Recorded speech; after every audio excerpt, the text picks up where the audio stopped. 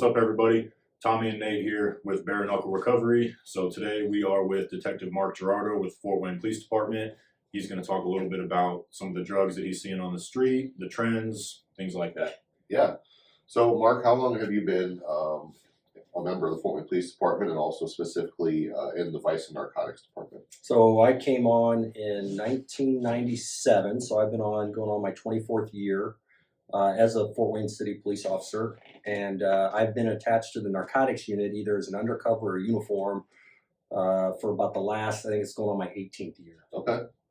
So in your time, the 18 years you've been doing this, what are some of the trends you've seen? I know right now in 2022, the big thing that's on the street right now is fentanyl. I know there's been various issues as far as drug trends going throughout the years. How have you seen the transition from what you saw in the beginning to the prescription pain pills to the heroin to the fentanyl? Just kind of tell us your experience and what you're seeing and how things kind of developed. Sure. So when I first came up in 2004 to the narcotics division, they brought me up as an undercover detective, and I worked undercover for quite a few years, and it was all crack cocaine. Like everything was crack cocaine. I did street level buys.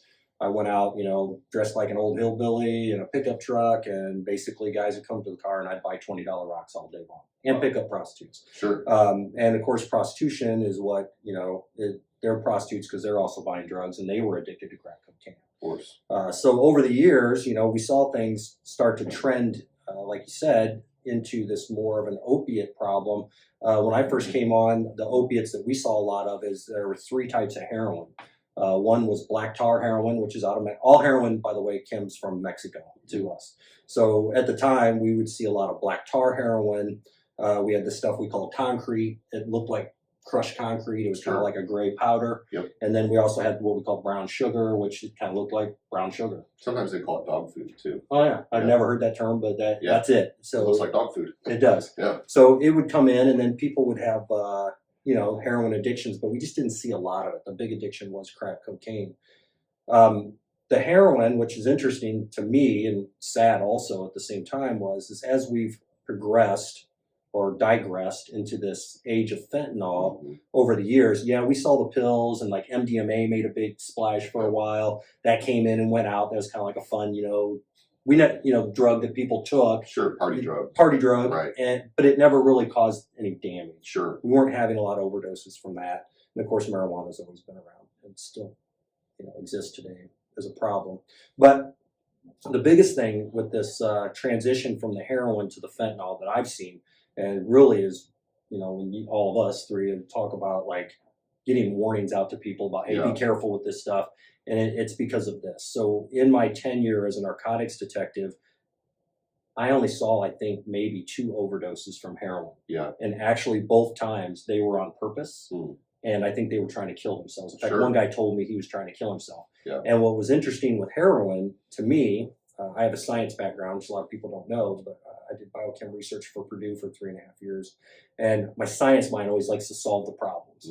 So when I started talking to people about the heroin addiction, I never found anybody dead on heroin. I never did, or I never had to Narcan anybody, because heroin just was so different. Like they glide out in an overdose, and it was over a long period of time, and usually somebody found them, and then we could get them medical help and we'd get them back, and it was pretty common. Whereas now the big issue is this fentanyl, is people are using fentanyl. You don't know what dose it's in, because it could be really strong or not strong at all, depending on how cut it is and what form you're taking it in. And I literally find people who shoot a little bit of fentanyl, and they're dead. Yeah, needle hanging out of their arm, phone cord wrapped around their arm, and if we're not Narcaning them, like right now, unfortunately, we're losing them. Yeah, and I probably see somebody every day dying, pretty much, or definitely every day overdoses. Absolutely. And then we're still finding dead bodies. People are coming home and finding their kids and their family members and their friends dead. It's awful. It's awful. It's an epidemic. Really awful. It is an epidemic. It's the worst drug addiction, drug problem I have seen in my almost 18 years in narcotics. Wow. Yeah. And so would you say that a big reason that we're seeing such a high number of people addicted to opiates and that are susceptible to using fentanyl now is because of in the early 2000s, all the prescription pain pills that flooded the street that started this epidemic for the most part. Sure, and we've done a couple cases against doctors in town. One was a pain management clinic. The other was Dr. Cozy. It's famous now. Everybody knows. We did that with infamous, DEA. yeah. We did it with infamous. We did it with DEA diversion. Yeah. At the time, I was told by DEA agents that they believe there was about 10,000 opiate addicts created in these pain management clinics. Just in Fort Wayne or just in Allen County? just in Allen County. Wow, 10,000. Yeah, and we had people coming in from all over. And when I first started really starting to want to understand and getting to understand this true opiate problem with the pills, this was all started by pharmacies and doctors. Sure. Not bad doctors. Right. They're by bad doctors. There's good doctors that were doing the right thing with pain management. Certainly. But we had a group that they were literally just drug dealers and lab kids. Yeah. And they had MDs behind their names, and that's exactly what they were. So what happened was they started making. They were script writers, right? And we'd have lines out the door. Cozy's office, we'd have 100 people standing in line waiting to get their dope. Paying cash or other favors. Paying cash, other favors, sexual favors, favors, stuff under the table, and which prompted a massive investigation and search warrants and arrest of him. So the problem with this pill idea is that at one point, and I'll tell you a story that was told to me. So every time we started seeing this, like people overdose, and the big trend was like we'd find people passed out at a light. Right. It'd be some guy that was a construction worker. Yeah. Didn't even drink beer in his life. And I can remember one individual, and this is when I really started to understand the opiate epidemic more, which was he explained to me, he goes, I'd never had a beer. He goes, I worked construction my whole life. I fell off a ladder. I hurt my back. Right. He goes, I go to pain management. I didn't know anything about an opiate.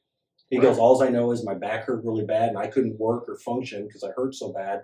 And he goes, the next thing I know, they ramped me up on Oxycontins, oxycodone, and they were writing me like 75 count, whatever. And I was burning through them because the pain was so awful. And next thing I know, I've got to have it. And then because, as you know, state tracks opiate prescriptions, then doctors would get nervous and they'd cut them off. Right. And then they're just out free floating. They still have all the pain. Yeah. Now they have the pain and an opiate addiction from the pills. And so what are you going to go to? So somebody at his construction says, hey, I know you can't get pills, but you can get this. Now it's heroin. Right. So that was the trend in the beginning of this. Like that was the transition from pills to heroin. And then once China started making illicit fentanyl, and then that changed the whole game. Yeah. And so what we saw was it was about money. Sure. The biggest thing is that you could buy a kilo of fentanyl from China for about $2,500. Wow. A kilo of heroin coming out of Mexico here in Fort Wayne was being sold for like around $70,000. Wow. So if I could take a kilo of heroin and then cut it with a $2,500 kilo of fentanyl, I can make 3 kilos, right? Yeah. So now my $70,000 just became $210,000. It was about business, illicit drug sales.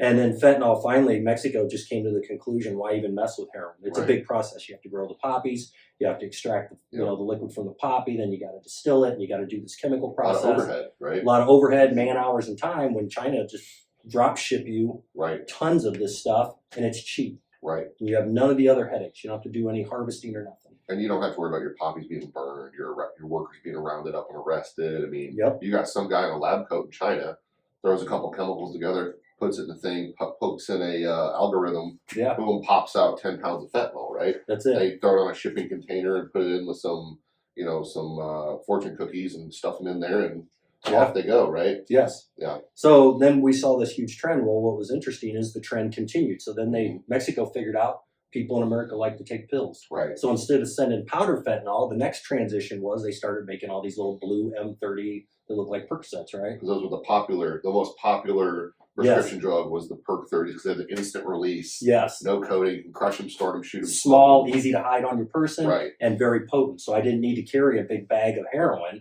Yeah. When you've got fentanyl, which is like 10 times stronger than heroin, why mess around carrying a bigger bag of heroin when I carry this tiny bag of pills? Right. And at the time, a lot of cops, we didn't even know what that was. Like we'd get them like, we may charge you with like a lookalike, not even that. Like we just think that they were a Percocet or whatever, and you're like, oh, we're going to charge you. You have these pills without a prescription, right? So then once we really started figuring out what they were and they became really popular, then here we go, we transition Right. again. And the next transition was people here started finding ways of buying bulk fentanyl, and they'd buy a pill press from China for $500 or $1,000. And now I can magically mix up and make my own little M30 purse. Absolutely. Now your problem with it is, and I hate to give anybody props, but Mexico has a pretty good quality control. So you take a M30 today, and then in 100 days from now, you get another one that came from Mexico. You can expect the consistency to be about right. Right. They actually, I think, hate to say it, they do a better job of making sure that the quality control is there. They're good businessmen. They're good businessmen because they don't want their addicts dying. Right. Shift and look at the people here locally, which we found in drug raids. We found pill presses. You can buy all the substrates and fillers and then get your kilo of fentanyl, make your own pills. The problem is these people are making them. They're just thinking money. They're not thinking quality control most of the time. So today you go out and you buy 5 M30 pills, and you normally take 2 a day or whatever your dose is. And from Mexico you were fine. Mm-hmm. Now this guy, he put it in because he's smoking weed or doing dope or whatever, and he ain't thinking or caring. Right. His quality control sucks. And pill 1 and pill 3, one's got almost all fentanyl, the other one's barely got any in it. Right. So you do the one that's got none in it. You're like, this is weak. Yeah. And then I take 5. Yep. And then take 5. you get the hot dose one, and next thing you know, we're out. And this is what we're finding. We're finding people that are basically being knocked out, like a punch to the face. Like they take the fentanyl, they're down, and unless somebody's with them within 5 to 10 minutes, They're gone. They're gone. And it's truly, for us as police officers and first responders, this has been probably one of the saddest states of drug usage in America ever. Yeah. Ever. Such a high rate of death with fentanyl. Yes. Because of its potency.